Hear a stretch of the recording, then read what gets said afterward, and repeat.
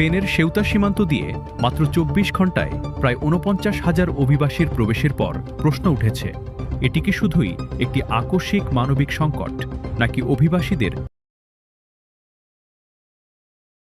স্পেনের ওপর রাজনৈতিক চাপ সৃষ্টির হাতিয়ার হিসেবে ব্যবহার করা হয়েছে? এত অল্প সময়ে বিপুল সংখ্যক মানুষের মরক্কোর সুরক্ষিত সীমান্ত অতিক্রম করা সাধারণ অভিবাসন প্রবাহের স্বাভাবিক প্রক্রিয়া নয়।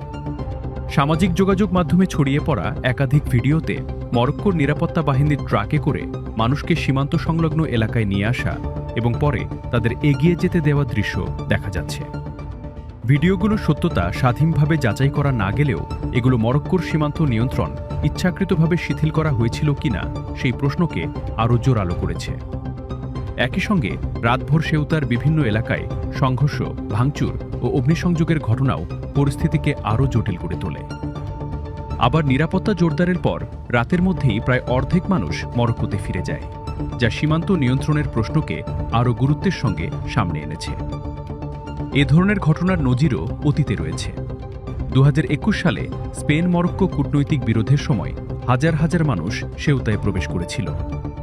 ২০২০ সালে তুরস্ক গ্রীসমুখী অভিবাসীদের চলাচলের বাধা শিথিল করে ইউরোপীয় ইউনিয়নের ওপর চাপ সৃষ্টি করেছিল। নেতানিয়াহু সরকারের গাজা গণহত্যা ও মানবিক নীতির অন্যতম সোচ্চার ইউরোপীয় সমালোচক হচ্ছেন স্প্যানিশ প্রধানমন্ত্রী পেদ্রো সানচেজ।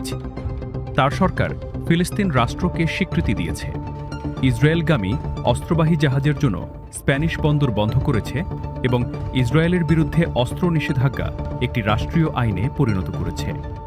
বিপরীতে ২০২০ সালে সম্পর্ক স্বাভাবিক হওয়ার পর নিরাপত্তা, গোয়েন্দা সহযোগিতা এবং অস্ত্র বিক্রিসহ প্রতিরক্ষা চুক্তি স্বাক্ষরের মাধ্যমে ইসরায়েলের সাথে সম্পর্ক উল্লেখযোগ্যভাবে গভীর করেছে মরক্কো। তবে এই সম্পর্ক এবং সেউতার সংকটের মধ্যে সরাসরি কোনো সমন্বয় আছে এরকম কোনো যোগসূত্র পাওয়া না গেলেও ঘটনাগুলোর সময়, পরিসর এবং ৪৯,০০০ মানুষকে একযোগে সীমান্তে পৌঁছাতে দেওয়ার পেছনে মরক্কোর ইচ্ছাকৃত নিষ্ক্রিয়তা অথবা বৃহত্তর কূটনৈতিক চাপ কোনটি কাজ করেছে সেটি এখন সবচেয়ে গুরুত্বপূর্ণ প্রশ্ন।